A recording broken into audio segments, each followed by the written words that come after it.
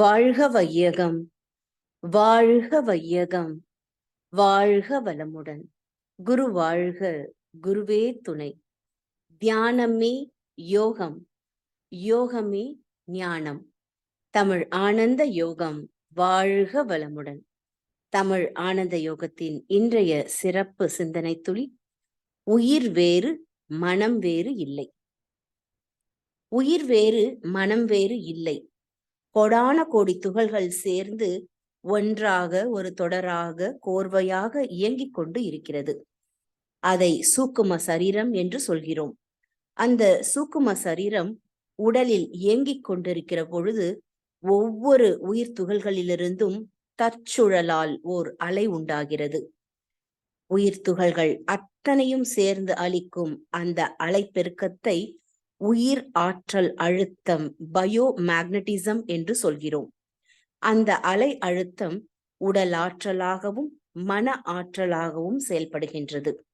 இப்படி உயிர் தொகுதியிலிருந்து தோன்றும் ஒரே அலை அழுத்த ஆற்றலைத்தான் 5 புலன்கள் மூலமாக எப்பொழுதும் நாம் செலவிட்டு பழகி கொண்டு உள்ளோம். உயிரினுடைய அலை இயக்கம் ஓர் அளவில் தோன்றிக்கொண்டே இருக்கிறது, ஓர் அளவில் மறைந்து கொண்டேயும் இருக்கிறது. இவ்வாறு தோன்றுவதற்கும் மறைவதற்கும் இடையிலே இருக்கக்கூடிய ஒரு இயக்கம்தான் அழுத்தமாகவும், அவ்வழுத்தம் ஒன்றோடு ஒன்று மோதும் போது ஒலியாக, ஒலியாக, சுவையாக, மனமாக, மனமாக இயங்கக்கூடிய உன்னதமான வியத்தகு ஆற்றலாக உள்ளது. ஆகவே மனம் என்பது உயிரிலிருந்து வந்து கொண்டே இருக்கும் அலை இயக்கம்தான் என்பதில் எந்த ஐயமும் கூடாது. மனமானது தன் இயக்கத்திலே எந்த பொருளை பற்றி நினைத்தாலும் காலம், தூரம், பருமன், வேகம் என்ற 4 பரிமாணத்தின் அடிப்படையில்தான் மனம் இயங்குகின்றது.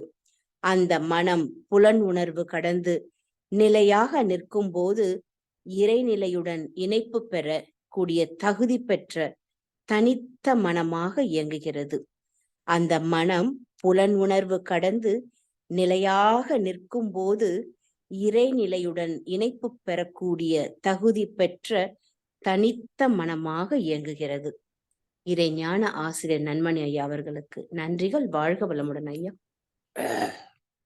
வாழ்க வளமுடன். இன்றைய சிந்தனை துளிகள் வாசித்த அம்மா அவர்களுக்கு நன்றி. தியானமே யோகம், யோகமே ஞானம். தமிழ் ஆனந்த யோகம் வாழ்க வளமுடன். இன்றைய சிந்தனை மிக மிக மிக மிக வித்தியாசமான சிந்தனை. இந்த ஆன்மீக தத்துவ உலகத்தில் இருக்கக்கூடிய பல்வேறு சந்தேகங்கள், அதை தீர்க்கக்கூடிய சிந்தனைதான் இன்றைய சிந்தனை. இந்த சைக்காலஜி என்று இப்பொழுது விஞ்ஞானம் வந்து கொண்டிருக்கிறது. ஒரு காலத்தில் பொருளியலில் மட்டும்தான் விஞ்ஞானம் வளர்ந்து கொண்டிருந்தது. அந்த பொருளியலிலேயே வளர்ந்து வளர்ந்து ஒரு இடத்தில் போய் எதற்கும் ஒரு காரணம் தெரியாமல் முட்டி மோதி நிற்கக்கூடிய நிலையில் இருக்கும் பொழுது இப்பொழுது அந்த சைக்காலஜி என்ற நிலைக்கு வருகிறது. ஆனாலும் அங்கு அவை எது ஒன்றையும் நிரூபணம் செய்தால்தான் நாங்கள் ஏற்றுக்கொள்வோம் என்ற நிலையில் அவை இந்த மறைபொருள்களாக இருக்கக்கூடிய உயிர், மனம், அறிவு, இந்த 3ஐயும் உணர முடியவில்லை.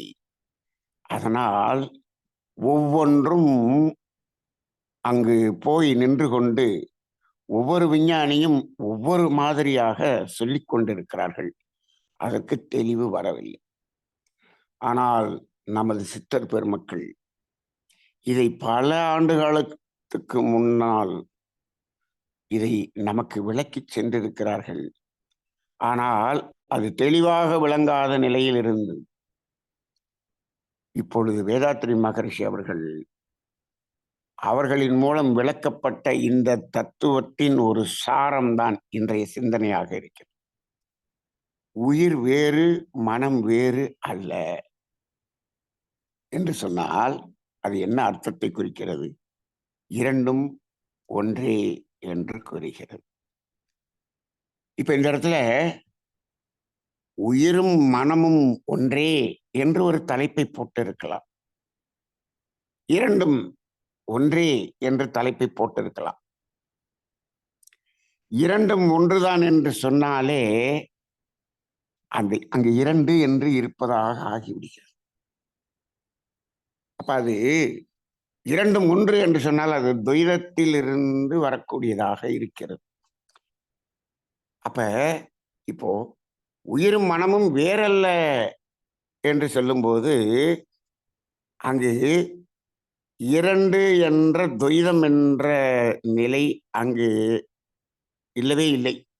முழுமையான அத்வைதத்தில் இன்றைய தலைப்பு அமைந்திருக்கிறது. ஆக உயிர் மனம், இப்ப இதை பற்றிய ஒரு தெளிவு.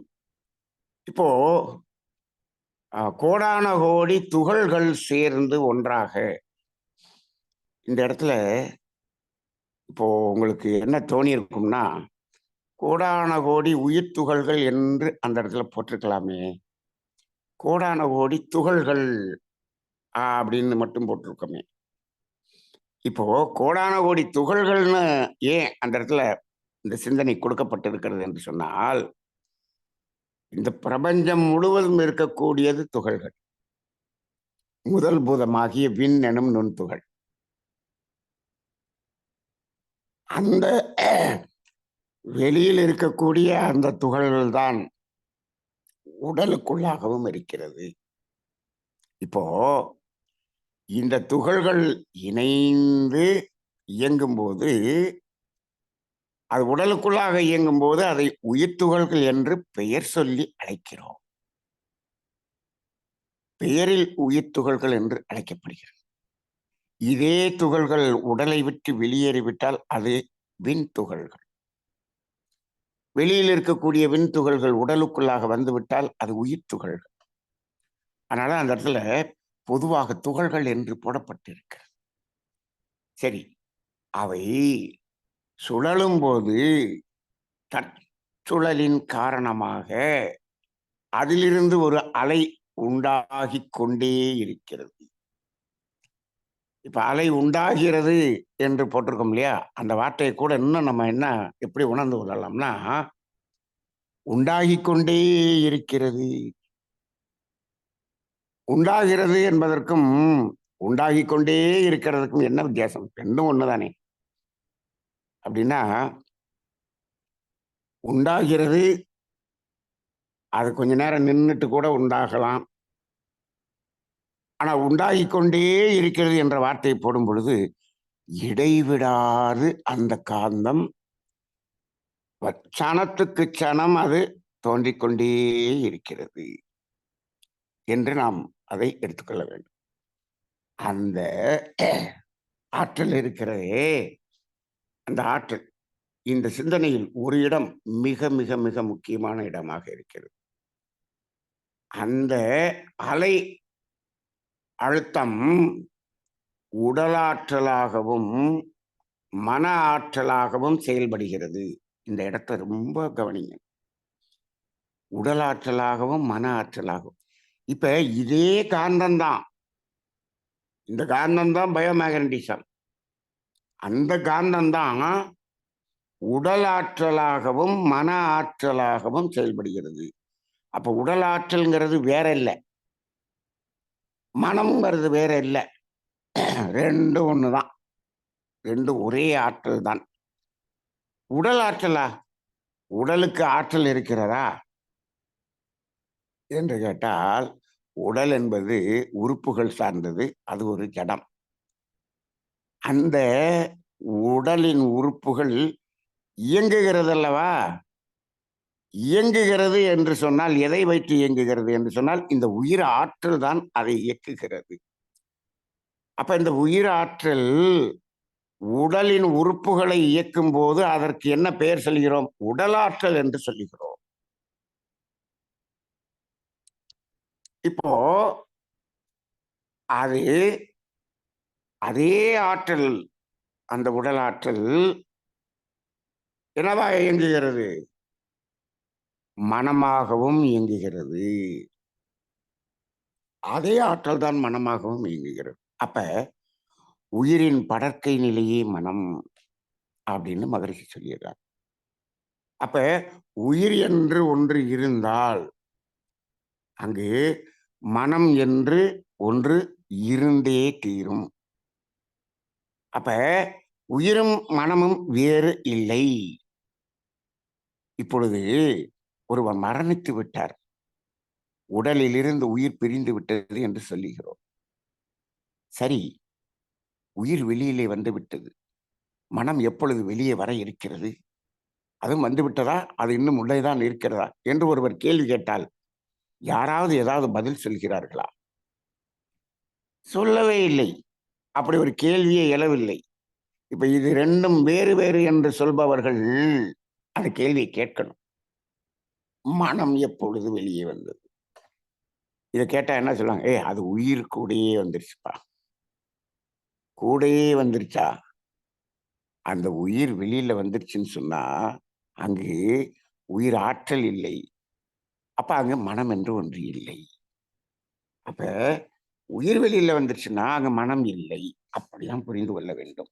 சரி, அப்ப இதுதான் மனமாகவும் இருக்கிறது. உடலாற்றலாக இயங்குவதும் அதே காந்தம்தான், மனமாக இயங்குவதும் அதே காந்தம்தான். அப்ப உயிர் வேறு மனம் வேறு இல்லை.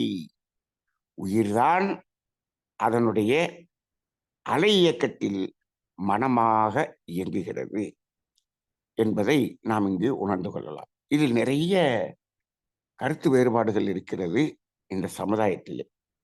மகரிஷியினுடைய உயிரின் படர்க்கை நிலையே மனம் என்ற ஒரு வார்த்தையை வைத்து ஒரு கருத்தரங்கம் நடத்தினோம் என்று சொன்னால் பல்வேறு ஆன்மீக அமைப்புகளிலிருந்து பல்வேறு கருத்துகள் வரும். அங்கு மகரிஷியினுடைய இந்த தத்துவம் நிரூபிக்கப்படும். அப்பொழுதுதான் இந்த சமுதாயத்தில் இருக்கக்கூடிய குழப்பங்கள் தீரும். சரி, இப்போ இது உடலாற்றலாகவும் மன ஆற்றலாகவும் செயல்படுதுன்னு சொல்றோமே, இப்போ இந்த ஆற்றல் உடலாற்றலா செயல்படுதா மன ஆற்றலா செயல்படுதா அப்படின்னு ஒரு சிந்தனை செஞ்சு பாருங்க. எப்ப மன ஆற்றலாக செயல்படும் அப்படின்னு சிந்தித்து பார்த்தால் முதலில் உடல் ஆற்றலாகத்தான் செயல்படும், அதன் பிறகுதான் மன ஆற்றலாக செயல்படும். இப்ப பாருங்க, உடல் ஆற்றல் அப்படின்னு வச்சுங்க. உடல் ஆற்றல்னா இந்த உறுப்புகள் இயக்கம், செல்களின் பிணைப்பு, இது எல்லாமே இந்த உயிராற்றல் தான். சரி, இப்ப இவற்றிற்கு தேவையான அளவு உயிராற்றல் அங்கு கிடைத்து விட்டது என்று சொன்னால் அதற்கு மேல் இருக்கக்கூடிய உயிராற்றல் முழுவதும் மன ஆற்றலாக செயல்படுகிறது. அப்ப அந்த உயிராற்றல் உடல் ஆற்றல் என்பதற்கு ஒரு மினிமம் பேலன்ஸ் வேணும். அதை எடுத்துக்கொண்ட பிறகு அனைத்தும் மன ஆற்றலாகத்தான் செயல்படும். அப்படியா? அப்ப இப்ப உடல் இயக்கத்துக்கு ஆற்றல் பத்தலைன்னு வச்சுக்கோங்க, அப்ப மனம் செயல்படாதா? அங்க மனம் இல்லையா என்று ஒரு கேள்வி வரும். இது சாதாரணமாக எல்லோரும் புரிந்து வைத்திருக்கக்கூடிய கேள்விதான். அது தத்துவத்தோடு இணைத்து புரியவில்லை. நீங்க ஒருத்தர் பாருங்க, மயக்கம் போட்டு விழுந்துட்டார், அங்கு மனம் இயக்கம் இருக்கிறதா? இல்ல. அவர் நிதானம் இல்லாம கிடக்கிறார், மயக்கம் போட்டு கிடக்கிறார். இப்ப என்ன நடந்தது? அங்க என்ன நடந்தது? ஏன் மயக்கம் போட்டிருக்கார்? ஆனா மயக்கம் என்பது என்ன? இப்போ அங்க என்ன நடந்திருக்கிறது தெரியுமா? இந்த உயிராற்றல் இந்த உடல் ஆற்றலாக மாறுது அல்லவா? உடல் இயக்கம், உடல் இயக்கத்துக்கு பத்தாம போச்சு. பத்தாம போனப்ப என்ன ஆகுது? உடல் இயக்கம் சரியாக இருந்தால்தான் இந்த உடல் உயிர் இணைப்பு இருக்கும், உயிரோடு இருக்க முடியும். அப்ப பிரைமரியா உடல் இயக்கம் வேணும். அப்ப என்ன ஆகுது, இங்க உடல் இயக்கத்துக்கு பத்தலை அப்படின்னா என்ன பண்ணிரும், இந்த அறிவு, உடல் அறிவு மன இயக்கத்தை நிறுத்திட்டு முதல்ல உடல் இயக்கத்தை சரி பண்ணுப்பா அப்படின்னு அதை நிறுத்தி விடும். அங்க மயக்கம் போட்டார். மயக்கம் போட்டோன்னே நம்ம என்ன பண்றோம், அவர் எப்ப எந்திரிக்கிறாரு, மூஞ்சியில தண்ணி அடிப்பான்றான். தண்ணிய மூஞ்சியில அடிச்சு அப்படியே மெதுவா எந்திரிக்கிறார். என்னாச்சு, அந்த நீரில் இருக்கக்கூடிய காந்தம் அவருக்குள்ளாக சென்று, அப்ப என்ன பண்றோம், எக்ஸ்ட்ரா ஆற்றலை வெளியில இருந்து கொடுக்குறோம். அது மாதிரி கொடுத்து கொஞ்சம் தண்ணி குடிக்க சொல்லி, மூஞ்சியில தண்ணியை மூஞ்சி கழுவ சொல்லி, அந்த வெளியில் இருக்கக்கூடிய காந்த ஆற்றலை டெம்பரரியா கொடுத்து என்ன பண்றோம், அதை சமன் செய்து அப்படி எந்திரிக்கிறோம். எந்திரிச்சோடனே தெம்பா இருக்காரா, இல்ல, ஓரளவுக்கு அப்படியே மன இயக்கத்துக்கு வரீங்க. அப்ப உடல் இயக்கத்துக்கு போக மற்ற அனைத்தும் மன இயக்கம்தான். சரி, இப்போ அந்த மன இயக்கம் அப்படிங்கிறது, அந்த ஆற்றல் இருக்கிறது அல்லவா, அந்த ஆற்றலை நாம என்ன பண்றோம், இந்த புலன் வழியாக செலுத்தி இந்த உலக பொருள்களை நாம் அனுபவம் செய்கிறோம். உறவுகளில் அதை செலுத்துகிறோம். செலுத்தும் போது செலவு செலவு. அப்ப இங்கேயும் இப்ப புலன் வழியாக செலவு பண்றது எது, அதே மனம்தான். புலன் வழியாக போகும்போது அதே உயிராற்றல் மனமாகத்தான் போகிறது.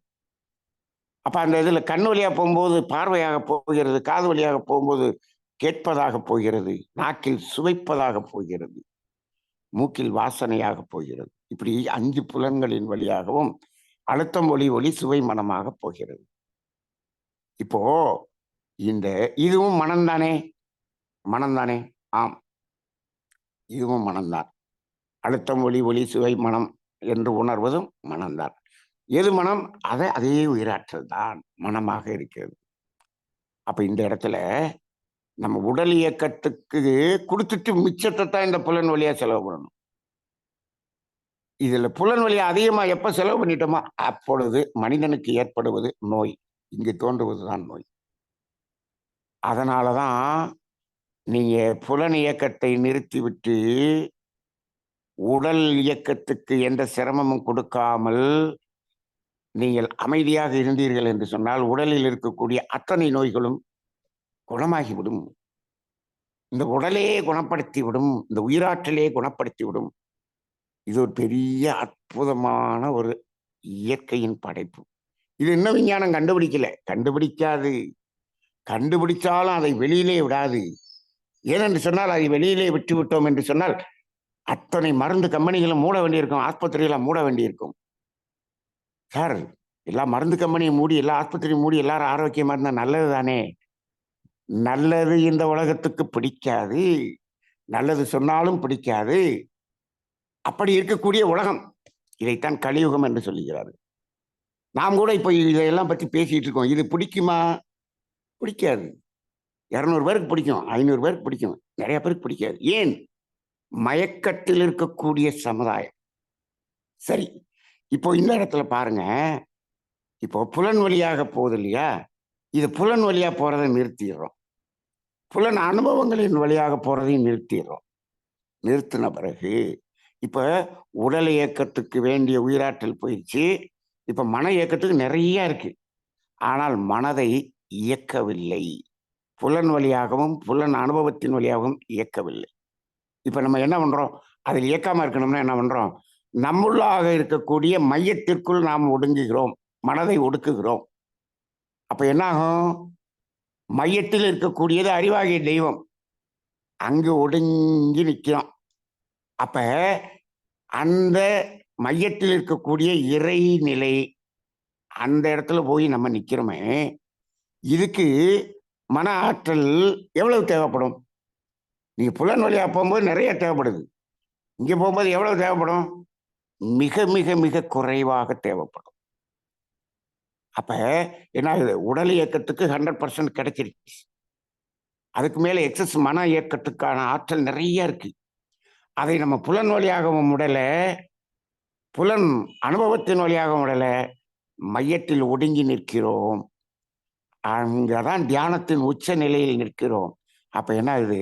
ஒரு மினிமம் லெவல் அங்கு செலவு ஆகிறது. மனம் இருக்கிறது, ஆனால் மினிமம் லெவல் அளிக்கிறது. அதைத்தான் நம்ம டெல்டா வேவ்னு சொல்றோம், 1 to 3ன்னு சொல்றோம். சரி, அப்படி நின்னோம்னா அங்க ஜீவகாந்தம், உயிராற்றல் செலவில்லை இல்லையா? அங்க உடல் இயக்கத்துக்கும் சரியா இருக்கே, மிச்சமா இருந்துகிட்டே இருக்குமே. அதுக்கான உற்பத்தி நின்று போயிருமா? நிக்காது, உற்பத்தி நடந்து கொண்டே இருக்கும். சார், அப்ப அந்த ஆற்றல் எல்லாம் என்ன சார் ஆகும்? அந்த ஆற்றல் தான் உடலை தாண்டி விரிகிறது. இதைத்தான் ஆறா என்று சொல்லுகிறோம். அப்படின்னா புத்தருக்கும் இயேசுவுக்கும் இவ்வளவு விரிஞ்சிருக்குன்னு சொன்னா அவங்க எவ்வளவு ஒடுங்கி இருப்பாங்க. இப்படி ஒடுங்கி நீங்களும் நின்றால் உங்களுடைய ஆற்றலும் உடலை தாண்டி விரியும். உங்களிடம் ஆறா என்பது தென்படும். ஆறா என்பது என்ன என்று சொன்னால், எக்ஸஸா இருக்கக்கூடிய அந்த உயிராற்றல் என்ன ஆகுது? இங்க செலவு பண்ணாம இருந்தோம்னா உடலை தாண்டி விரிந்து நிற்கும். அதுதான் ஆறா. இப்பொழுதெல்லாம் ஆறாவுக்கு என்ன பண்றாங்க தெரியுங்களா? அதாவது லேப்டாப்ல பின்னாடி அப்படியே ஆறா வெளிச்சம் மாதிரி ஒரு வெளிச்சத்தை போட்டுட்டு அங்க இவர் உட்கார்ந்துக்கிறாரு. உட்காந்துக்கிட்டு நல்லா மஞ்சள் துண்டு, மஞ்சள் ஜிப்பாலாம் போட்டுட்டு அங்க நடுவில் உட்காந்துறாருன்னா, இவருக்கு பின்னாடி ஆறா வந்து எங்க தெரியுது? லேப்டாப்ல இருக்கக்கூடிய ஆறா வெளிச்சம் இங்க தெரியுது. இது மாதிரி ஒரு போட்டோவை காமிக்கிறார். இப்படி காமிப்பது ஆறா அல்ல. இது உலகத்தை ஏமாற்றக்கூடிய ஒரு வேலை. நம்மிடம் ஒடுங்கி இருந்து, நம்மிடம் இருந்த அந்த ஆற்றல் உடலை தாண்டி விரிந்து நிற்கும் போது அது ஆறாவாக தெரியும். அதுதான் ஆறா. அப்படி இருக்க வேண்டும்.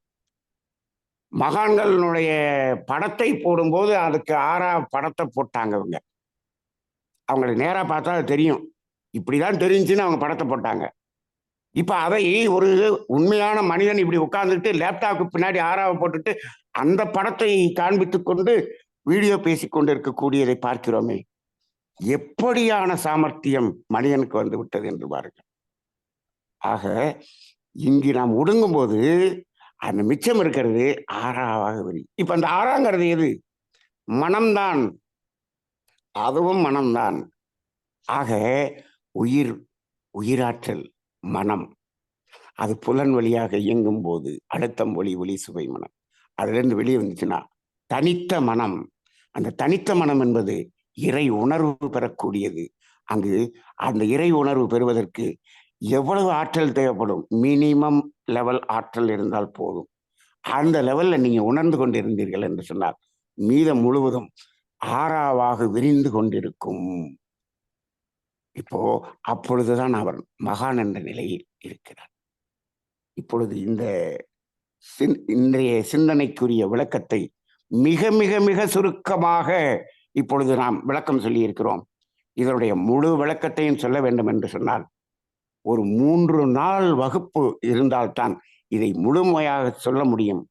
இந்த சிந்தனையை அற்புதமான சிந்தனையாக எடுத்துக்கொள்ளுங்கள்.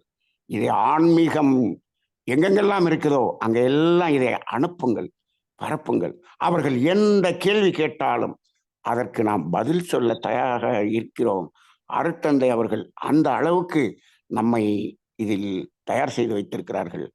இவ்வளவு அற்புத தத்துவத்தை இவ்வளவு எளிமையாக கொடுத்த அருட்தந்தை வேதாத்ரி மகர்ஷி அவர்களது பாதம் பணிந்து இந்த விளக்க உரையை நிறைவு செய்து கொள்கிறேன். நன்றி. வாழ்க வளமுடன்.